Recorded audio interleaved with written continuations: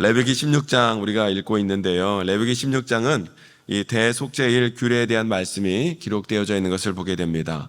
대속죄일은 매년 7월 10일에 행해진 날로 이스라엘 달력으로는 첫째 달 10일에 행해진 날이었습니다. 이날은 온 백성의 죄를 속하는 날로서 1년 중에 가장 중요한 날이 대속죄일이다, 그렇게 말할 수도 있겠죠.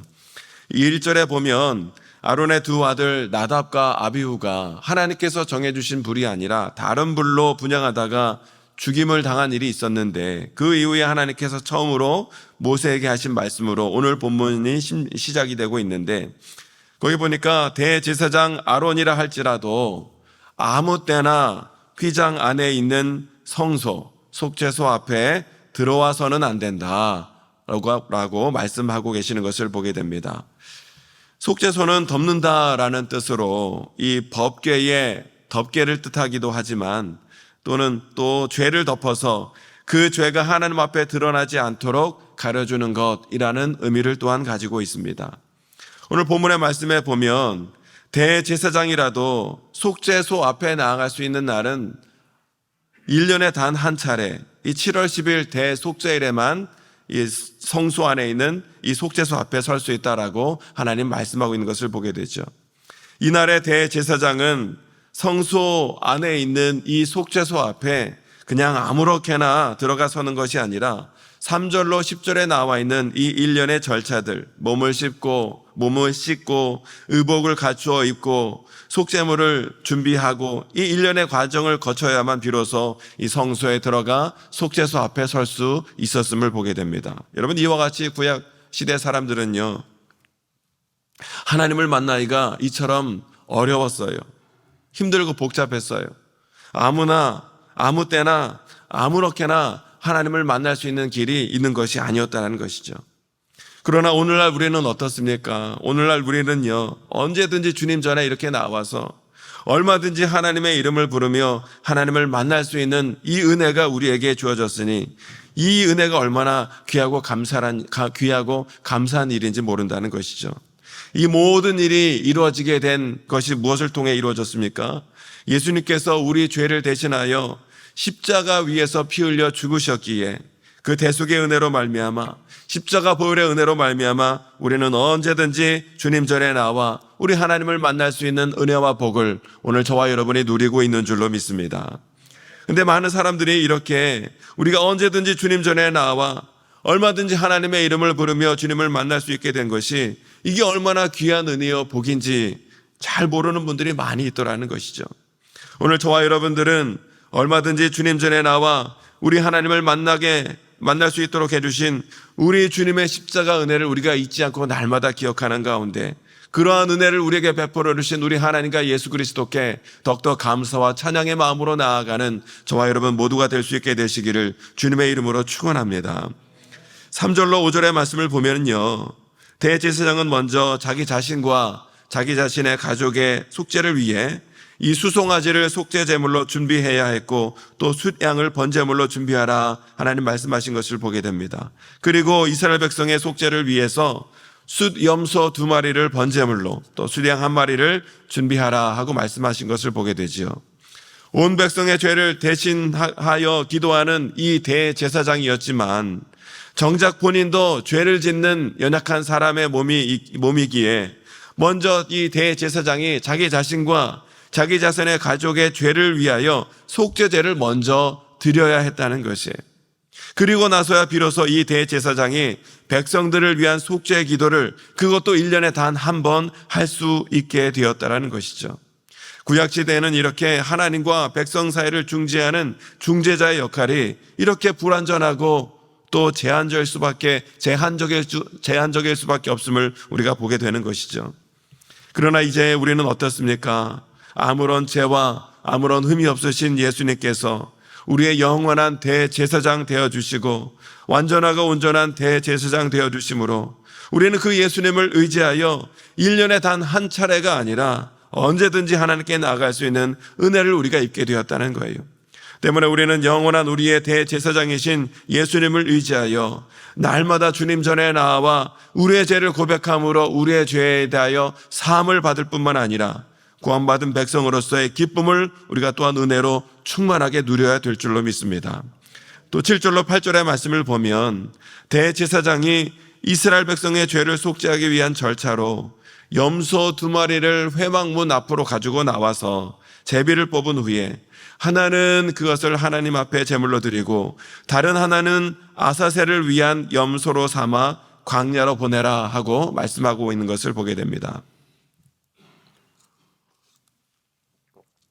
이 아사셀이라는 말은 떠나보냄이라는 뜻으로 이스라엘 백성의 죄를 가지고 광야에 가서 이 염소가 그 광야에서 대신 죽음으로 이스라엘 백성들의 죄를 멀리 떠나보낸다 하는 상징적 의미를 가지고 있고, 또 26절에 보면 염소를 아사셀에게 보낸다라고 성경이 기록하고 있는 것으로 보아 이 아사셀은 유대 광야에 사는 악령을 뜻하는 말이다라고 성경학자들이 해석을 하기도 합니다. 이 아사셀에 대하여 의미와 해석은 여러 가지로 분분하지만 분명한 것은, 공통된 것은 이 아사셀 염소를 광야에 보내므로 이스라엘 백성들의 죄가 이스라엘 백성으로부터 멀리 떠나고 멀어졌다라는 것은 동일한 의미인 것을 보게 되죠. 여기서 죽임당한 염소는 예수님께서 우리의 죄를 속하시기 위해서 십자가 위에서 죽임당하셨음을 예표하는 것이고, 또 아사셀로 보내진 염소는 예수 그리스도께서 성도의 죄악을 멀리 제거해 버리심을 뜻하는 것이기도 합니다.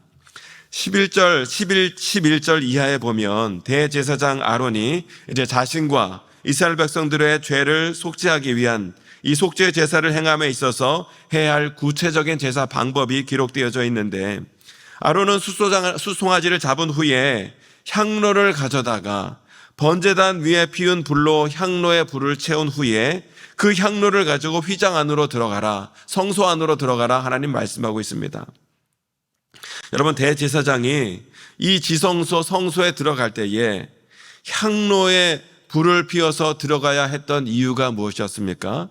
그 이유가 13절에 기록되어져 있는데 13절을 함께 읽어보겠습니다. 13절 여호와 앞에서 시작. 여호와 앞에서 분향하여 향연으로 증거궤 위 속죄소를 가리게 할지니 그리하면 그가 죽지 아니할 것이며. 아멘. 여러분, 지성소 안 속죄소는 하나님께서 임재하시고 하나님이 임하시는 곳이기 때문에 아무리 대제사장이라 할지라도 그가 하나님을 직접 배우면 그도 죽을 수밖에 없기에 이렇게 향로에 향을 피워서 그 연기로 하나님이 보이지 않도록 가리어서 그가 죽지 않게 되도록 그렇게 향로를 가지고 불을 피우며 성소 안에 들어가야 했다는 것이에요. 이와 같이 구약의 대제사장은 아무리 대제사장이라 할지라도 하나님 앞에서 부족함이 많은 연약한 존재일 수밖에 없었고, 만약 이 대제사장이 부족하여서 잘못되게 되면 이스라엘 백성 전체의 죄가 사함받지 못하는 심각한 일이 발생하기도 되었다는 것이에요. 그러나 오늘 우리의 대제사장이신 예수님은 어떠십니까? 우리 예수님은요, 완전하시고 죄가 없으시기에 예수님은 자신을 위해 속죄 제사를 드릴 필요도 없으시고요, 예수님의 잘못으로 인해서 중재자의 역할에 문제가 생길 일도 전혀 없음을 보게 됩니다. 14절에 보면 대제사장은 지성소에서 이렇게 나와서 수송아지의 피를 가지고 다시 지성소로 들어가라 말씀하고 있어요. 그래서 그 수송아지의 피를 가져다가 속죄소 동편에 7번 뿌리고 또 속죄소 앞에서 7번 뿌리라 말씀하고 있어요. 속죄소 동쪽에 7번 피를 뿌리고 또 중앙에 앞에서 7번 피를 뿌리라 말씀하고 계십니다. 무엇을 뜻하냐면 인간의 속죄는요, 오직 이 피 흘림을 통해서만이 가능하다 하는 것을 말씀해 주고 있는 대목이에요. 히브리서 9장 22절은 이렇게 말씀하고 있습니다. 율법을 따라 거의 모든 물건이 피로써 정결하게 되나니 피 흘림이 없은즉 사함이 없느니라. 아멘. 피 흘림이 없은즉 사함이 없다는 거예요. 피 흘림이 있을 때라야 사함이 우리에게 있다는 것을 말씀하고 있습니다. 이런 이유 때문에 구약의 성도들은요, 자신의 죄 사함을 받기 위하여 날마다 수많은 짐승의 피를 이렇게 흘려야 했다는 것이에요. 그러나 여러분, 이러한 대제사장이 드리는 짐승의 피는요, 불완전한 것이었습니다. 왜냐하면 짐승이 결코 인간을 대신할 수 없었기 때문이에요. 짐승의 피가 인간의 죄를 결코 대속할 수는 없었기 때문에 계속해서 이 불완전한 짐승의 피가 흘려져야 했던 것이죠. 인간의 모든 죄를 깨끗이 씻기 위해서는 완전한 피, 그 죄가 없어서 우리 모든 죄를 대신할 수 있는 분의 피가 있어야 했기 때문에 하나님의 독생자 예수님께서는 완전한 인간의 몸을 입고 이 땅 가운데 오셔서 저와 여러분의 그 죄를 대속하시기 위하여 십자가 귀한 보혈을 흘려주신 줄로 믿습니다. 그러므로 나를 대신하여 예수님께서 십자가 위에 피 흘려 죽으심으로 내 죄를 깨끗하고 정결하게 사하여 주셨다 하는 사실을 우리가 믿음으로 더욱더 우리를 위하여 흘려주신 예수님의 십자가 보혈의 은혜와 능력을 기쁨과 감사함으로 누리며 나아가는 저와 여러분이 더욱더 되어야 될 줄로 믿습니다. 이어서 15절로 19절의 말씀을 보면 이스라엘 백성의 죄를 속하기 위한 제사 규례의 말씀을 주고 계시는데, 제사장은요 염소 한 마리를 취해서 이전과 동일한 방식으로 피를 뿌렸는데, 이렇게 함으로 이스라엘 백성들의 죄로 인하여 더럽혀진 이 지성소가 정결하게 되었고요.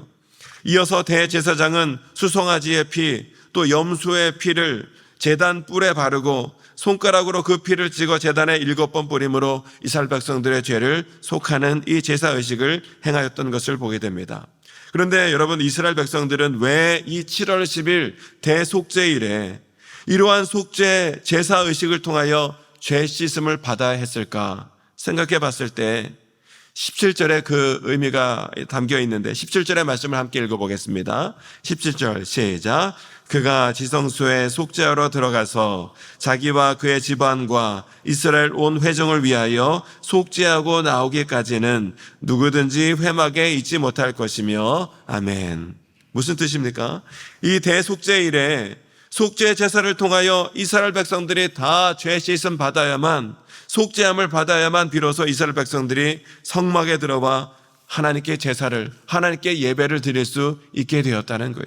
속죄함을 받았을 때 비로소 정결함을 얻어 주님 전에 나가 하나님을 만날 수 있게 되었다는 것이죠. 여러분, 오늘 우리도 마찬가지입니다.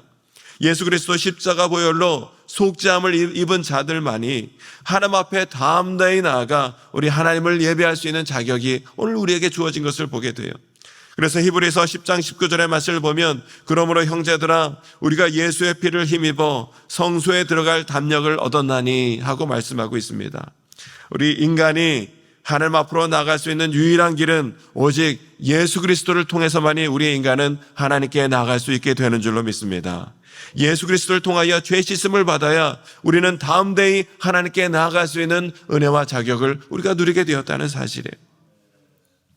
마지막으로 20절로 22절에 보면 아사셀을 위하여 염소를 광야에 내보내라 하고 말씀하고 있는 것을 보게 됩니다. 염소의 피로 이 지성소와 성소의 제단을 속하는 제사를 드린 후에 대제사장 아론은 이제 살아있는 다른 염소의 머리에 두 손을 얹어 안수함으로 이스라엘 백성들의 모든 죄를 그 염소의 머리 위에 전가시켰어요. 죄를 그 염소의 머리 위에 지었다는 것이죠. 그러면 미리 정해진 사람이 그 염소를 끌고 광야로 가서 사람이 닿을 수 없는 곳까지 깊이 들어가 광야에서 그 염소를 놓아주었던 것을 보게 됩니다. 이 아사셀 염소는요, 우리 죄를 대신 지시고 골고다 언덕을 오르신 우리 예수님의 모습을 예표하고 있는 것이었어요. 그리고 21절에 보면 다른 때와 달리 아론은 이 염소의 머리에 두 손으로 안수했음을 보게 되는데, 이스라엘 백성들의 모든 죄를 그에게 전가시킨다는 의미가 그 안수에 담겨 있었다는 것이죠. 마찬가지로 십자가를 지시고 골고다 언덕을 오르신 예수님은요, 우리의 모든 죄를 대신 지시고 예수님은 그 골고다 언덕을 오르셨던 거예요. 오늘 우리도 대제사장이 두 손으로 염소에게 안수하여 죄를 전가하였듯 우리의 모든 죄를 예수님의 십자가 앞에 다 내려놓을 수 있어야 될 줄로 믿습니다. 그리고 우리의 모든 죄를 철저하게 회개하며 나갈 수 있어야 한다는 것이에요. 알고 지은 죄뿐만 아니라 모르고 지은 죄까지 다 주님의 십자가 앞에 내어놓고 회개하며 나갈 때 우리는 우리의 모든 죄를 대신 지신 예수님의 십자가로 말미암아 우리의 모든 죄가 용서함 받고 정결하고 거룩함을 덧입게 되고, 그때 우리는 모든 죄의 짐을 내려놓고 하나님 앞에서 참된 자유와 생명의 기쁨을 우리가 누리게 되는 줄로 믿습니다. 오늘 본문 말씀, 이 대속죄일에 대제사장을 통하여 행해졌던 이 속죄 제사 의식 속에는요, 우리를 구원하시기 위한 하나님의 놀라운 구원의 계획이 고스란히 담겨 있음을 오늘 우리가 깨닫게 돼요. 예수님의 십자가 보혈의 공로로 나의 죄를 사해 주시기로 계획하신 이 주님의 은혜를 우리가 믿음으로 바라보는 가운데 오늘도 우리가 예수님의 십자가를 더욱더 믿음으로 단단히 붙들며 하나님 앞에 나아가 하나님께서 구원받은 자에게 베풀어 주시는 놀라운 하늘의 은혜와 기쁨을 더욱더 믿음으로 충만히 누리는 가운데 구원받은 백성으로서 합당한 믿음의 삶을 온전히 살아갈 수 있는 저와 여러분 모두가 될 수 있게 되시기를 다시 한번 주님의 이름으로 축원합니다. 이 시간 함께 기도하기를 원합니다. 예수 그리스도 십자가 보혈의 은혜로 우리의 모든 죄를 용서해 주시고 정결하게 해 주시고 우리 거룩하신 하나님 앞에 담대히 나갈 수 있는 은혜를 베풀어 주신 우리 하나님과 예수 그리스도의 십자가 은혜 주님 우리가 더욱더 감사하며 나가길 원합니다. 더욱더 주님의 십자가를 붙들고 날마다 담대히 주님 보좌 앞으로 나아갈 수 있도록 인도해 주셔서 주님 보좌 앞에서 흘러오는 주님의 은혜의 생수로 하나님 충만함을 누릴 수 있도록 인도해 주시고 더욱더 기쁨과 소망으로 성도의 삶을 살아가는 우리 모두가 될 수 있도록 인도하여 주옵소서. 우리 말씀을 기억하며 기도하시고 우리의 모든 기도의 제목을 주 앞에 간절히 간구하며 나아가는 이 시간이 되길 원합니다. 우리 주여 많이 외치시고 함께 기도하겠습니다. 주여